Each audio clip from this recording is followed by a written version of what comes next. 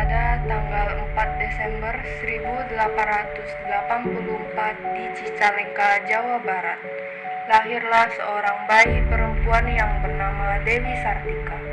Ia terlahir dari keluarga priai Sunda. Ayahnya bernama Raden Samonagara dan ibunya bernama Nyi Raden Raja Pernas. Perempuan yang kerap dipanggil Uwi berniat ingin melanjutkan pendidikannya. Namun yang menjadi pertimbangan, Uwi harus bersekolah di sekolah Belanda yang dikhususkan untuk anak-anak Belanda. Namun kedua orang tuanya tetap bersikuku untuk menyekolahkan Uwi di sekolah Belanda. Bu, bagaimana jika kita tetap menyekolahkan Uwi ke sekolah Belanda? Saya sangat setuju sekali, Kanda. Namun, bukankah hal ini bertentangan dengan adat saat ini? Kanda paham hal ini, akan tetapi melihat bagaimana semangat Uwi dalam belajar, Kanda rasa menyekolahkannya adalah pilihan yang tepat. Panggilkan Uwi kemari, Adinda. Baiklah, Kanda. Uwi, duduk kemari, nak. Ada apa yang memanggil Uwi? Apa yang akan kita bicarakan, Ayah? Ayah dan ibumu sudah sepakat bahwa kau akan melanjutkan sekolah Belandamu lagi, Uwi. Benarkah, Ayah? Ibu, ini tidak mimpi, kan? Tidak, sayang. Kamu tidak mimpi. Ini nyata. Terima kasih, Ayah. Ibu, Uwi senang sekali. Kau berhak, nak. Kau berhak untuk menggapai mimpimu. Kau harus menjadi manusia yang lebih berguna dibanding ayah dan ibumu. Kejarlah, nak. Sejauh dan sesulit apapun jalannya. Semoga kelak menjadi perempuan yang hebat. Keesokan harinya, Uwi bergegas untuk berangkat ke sekolah. Uwi, Adinda. Uwi sedang bersiap-siap, Kanda. Ayah, Ibu, Uwi berangkat dulu ya. Iya, anakku. Pergilah, nak. Semoga menjadi manusia yang berguna kelak nanti. Setiap hari, Dewi Sartika bersekolah. Meskipun ia bersekolah di sekolah khusus anak-anak Belanda, namun hal ini tak menyurutkan semangat Dewi Sartika dalam mencari ilmu. Lambat laun, pemerintah Belanda pun mengetahui bahwa Dewi Sartika, seorang anak priai Sunda, bersekolah di sekolah khusus anak-anak Belanda. Sehingga orang tuanya harus menerima hukuman, yakni diasingkan ke Ternate, dan Dewi Sartika juga harus dikeluarkan dari sekolah Belanda tersebut.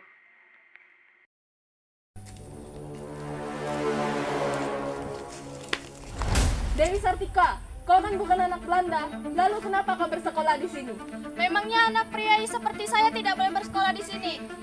Saya kan hanya menimba ilmu dan tidak mengganggu anak-anak lain. Apapun alasanmu, kau tetap saja melanggar aturan. Yang boleh bersekolah di sini hanya anak-anak Belanda saja.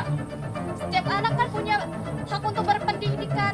Lagian ini kan negeri kami punya hak atas negeri kami. Berani sekali kau. Mari Pemerintah Belanda menarik secara paksa tangan Dewi Sartika dan bergegas menemui orang tuanya Dewi Sartika. Kau ingin mati? Maksudmu apa? Kau sudah tahu kan aturannya, kenapa kau masih melanggarnya? Saya hanya ingin menyekolahkan putri saya, tidak lebih dari itu.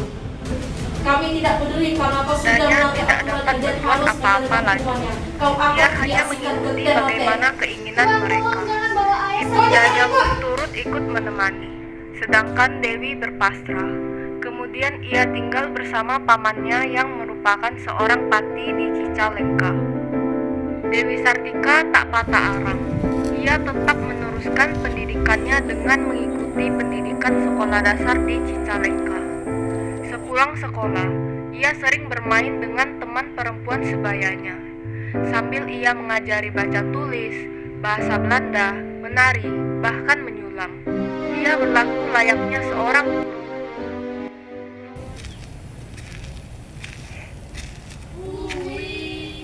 Mari.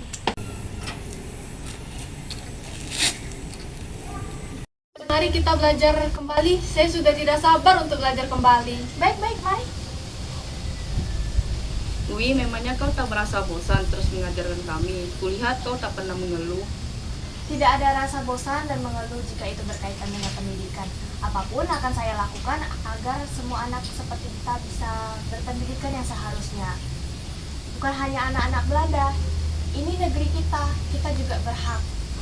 Aku selalu bangga kepada kau, Wi. Kau selalu bersemangat dalam menimba ilmu. Kau juga sama. Dewi Sartika tidak pernah mengeluh mengajarkan teman-temannya. Ia justru senang, ternyata ilmunya bisa bermanfaat. Semakin hari, semakin banyak ilmu yang ia berikan kepada teman-temannya. Sehingga teman-temannya juga mempunyai ilmu baru dari Dewi Sartika. Dewi Sartika kian beranjak remaja. Ia tumbuh menjadi gadis yang cantik dan anggun dan juga pintar. Karena kecantikan dan idealisme mengenai pendidikan, ada pria yang tertarik padanya, yaitu Raden Kanjung Suryaningrat yang merupakan sepupunya sendiri. Dewi, apa kau mengajar semua temanmu sendirian? Apa kau tidak kerepotan? Benar, saya mengajar mereka sendirian dan saya tidak pernah merasa kerepotan sama sekali. Karena saya merasa senang mereka bisa membaca, menulis, menari, dan mengulang. Dan hal itu membuat saya bersemangat dalam mengajar mereka. Dewi, kau cantik, pintar pula. Terima kasih. Dewi, maukah kau menikah denganku? Maaf Raden, aku tidak bisa melangsungkan pernikahan denganmu. Kenapa? Apakah aku kurang pantas untukmu? Bukan begitu Raden, kita memiliki prinsip yang berbeda. Aku lebih mementingkan pendidikan, sedangkan kau lebih mengarah pada kekuasaan. Kita memiliki prinsip yang berbeda Raden. Tapi Dewi, Maafkan aku Raden. Dewi Sartika pergi dari hadapan Raden Kanjun. Ia pergi ke sebuah tempat. Tak selang lama, datanglah seorang perempuan memberitahu bahwa ayahnya Raden Samonagara meninggal. Dan ibunya, Raden Raja Pernas, kembali ke Bandung setelah sekian lama mengikuti suaminya di pengasingan. Sudah kembali ke Bandung. Benarkah begitu? Aku harus segera menemui ibunda. Dewi Sartika segera mengemas barang-barangnya lalu pamit pada keluarga pamannya. Sesampainya di depan rumah, ia langsung berlari dan menghampiri ibundanya. Tidak bersalah.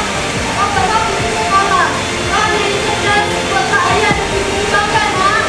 Wi janji, Bu. Wi janji. Wi akan membanggakan ayah dan ibu. Wi akan menggapai seperti mimpi Wi. Wi janji, Bu.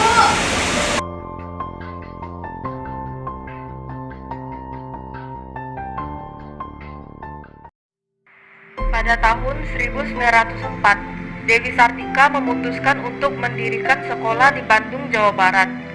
Alasan ia memutuskan mendirikan sekolah adalah agar anak-anak perempuan di sekitarnya dapat memperoleh kesempatan menuntut ilmu.